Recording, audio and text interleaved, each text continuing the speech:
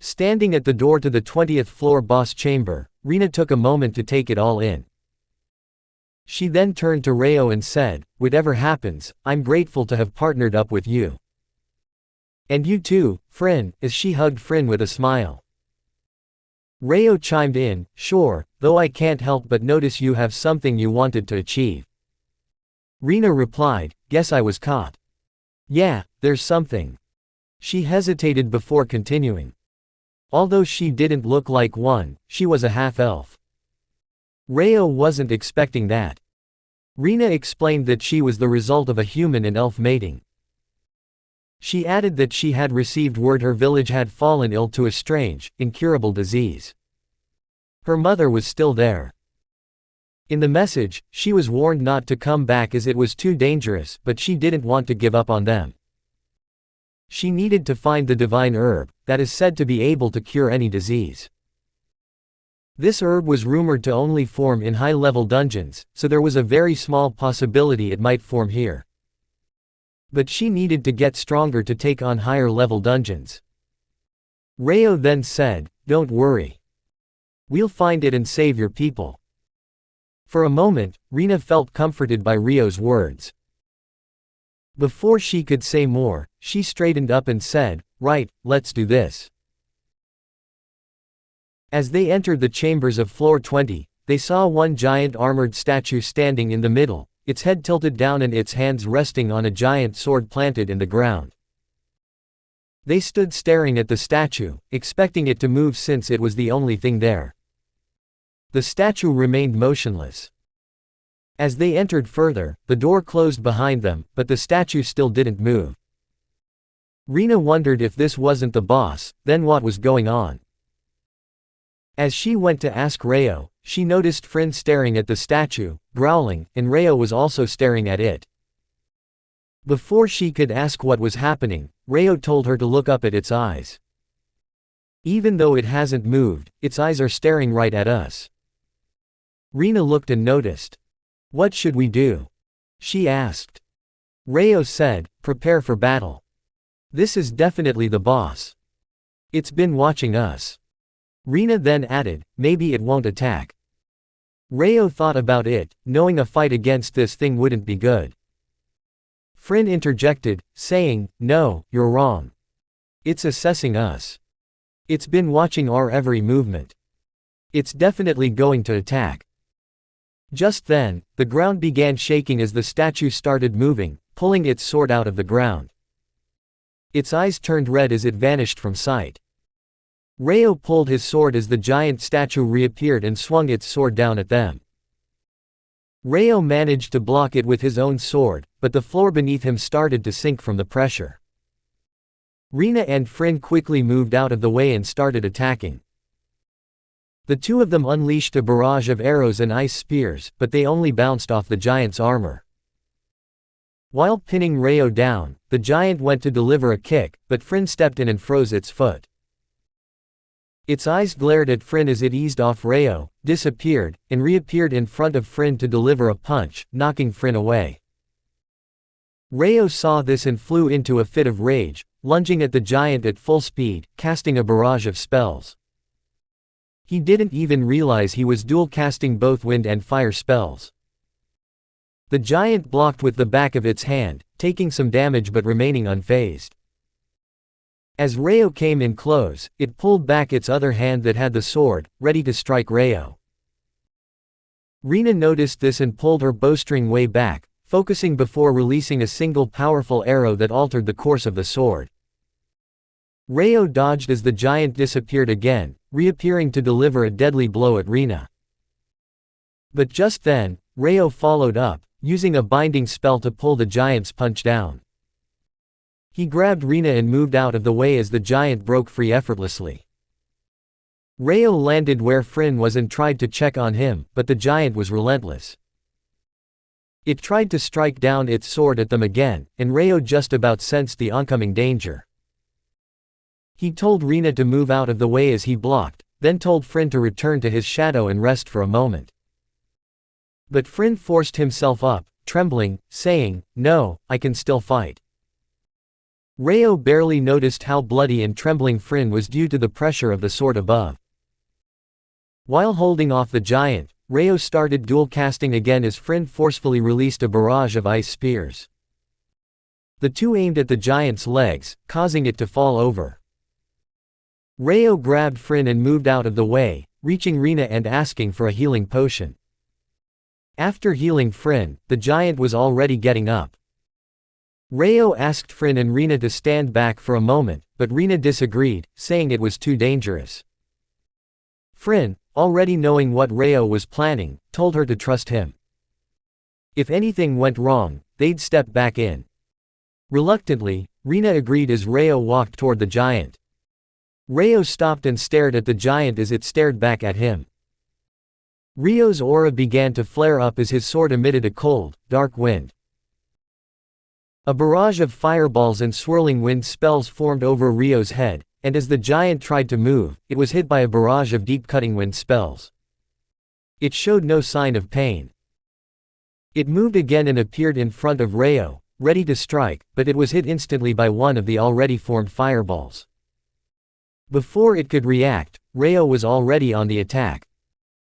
The giant raised its sword to block Reo's strike, but his sword phased right through the giant's sword before reforming and striking the giant in the face. After taking such a blow, the giant tried to use its other hand to strike Reo away, but even while Reo was falling back to the ground, a fireball hit it. The monster then disappeared and reappeared, ready to deliver a kick, but it was hit again. It stopped and looked back to where the fireballs and wind spells had originally formed. Reo said, "Now you realize, no matter where you go, my spells will track you down." The giant stood staring at Reo. Just then, its armor detached effortlessly, landing on the ground and sinking into it. Reo was already shocked that something so big could move so fast, but he was even more surprised that it had been wearing such heavy armor and could still move so quickly. Just then, it vanished again, but this time it was even faster. Reo barely had time to react, dodging as he heard the wind behind him whistling. He moved out of the way as a wind spell automatically moved in to hit the giant, but it dodged. Reo was surprised because that was his fastest spell. The monster wasn't wasting any time. It disappeared again and came in for another strike. Frin gave Rina the signal as he charged in, knocking the giant in its side. It was knocked back slightly as it then went to strike Frin, but Reo wasn't having that again. He quickly went in and phased his sword through the giant's arm before materializing it halfway through, then channeling a spell through his sword to cause an explosion in the monster's arm. Rina, who had already taken aim, fired at the cuts Reo had left on the monster's body, unleashing a barrage of ice arrows. This caused some parts of the monster's body to start freezing up, but it was still fast. Reo, getting an idea, circled around and sliced the monster behind the knees. Rina, understanding the assignment, ran around and aimed her arrows at the back of the monster's knees, freezing it partially but severely cutting its speed. Meanwhile, Frin's flames on his neck were beginning to flare up. Reo, who was already back on the attack, noticed Frin and asked what he was doing. Frin said he was trying something. Reo said, "No worries, I'll get you the time you need." The monster was under pressure from Reo as he struck relentlessly, and his spells kept coming in to hit it. Rina, every time it tried to force its way up, kept firing at the back of its legs, refreezing it. The monster flung its sword in a fury, and Reo dodged, but he quickly realized it wasn't aimed at him but at Rina. Reo rushed in and moved her out of the way. As the monster tried to get up, Frin released a huge beam of fire and ice from his mouth, enveloping the monster. It got up and started walking toward Frin, stretching out its hand, but Reo wasn't done. He bound its feet to the ground before releasing a barrage of dual spells. The monster was enveloped in attacks, and smoke began to form. After a while, they could no longer see the monster. They stopped and waited for the smoke to clear. When it did, the giant was still there, but with cracks, slashes, and holes all over its body. It showed no sign of pain as steam rose from it. It took another step toward Frin, and they were shocked to see this, but then it started to fall apart, crumbling to the ground. Reo was relieved to see this, though he was nearly out of energy. Frin fell to the ground, and Reo rushed over, but Frin said, "Don't worry, I'll be fine. But I'll take you up on that offer to rest in your shadow now." Reo smiled and said, "Rest as long as you want. You deserve it." Rina stood in shock, unable to believe that terrifying monster had been defeated. Reo, too tired to move, sat down on the ground before leaning back. His hands were trembling from all the blows he had blocked. Rina fell to her knees as she finally realized it was over. For a moment, it seemed like she wanted to cry tears of joy, but she got up and went over to Reo, helping him up. Reo got up and smiled, then said, "We did it." Rina smiled back and hugged him, saying, "Thank you." Over where the boss had dissolved, they saw 4 items: a spell book, a huge monster core, a heavy-duty sword, and the herb Rina wanted. Rina looked in shock, unable to believe the item she wanted had really dropped. Reo didn't hesitate to tell her it was all hers. She thanked him profusely. Reo picked up the spell book and realized it could teach a skill named Dungeon Walk. This skill would allow someone to exit a dungeon from any floor except for the main boss's floor of every 10 levels, and they could return to any floor they had visited. Reo thought this could be super useful for bigger dungeons. He communicated with Frin and told him about the book, asking if he wanted to learn the skill. Frin said no, Reo should learn it, as it would still benefit them when needed.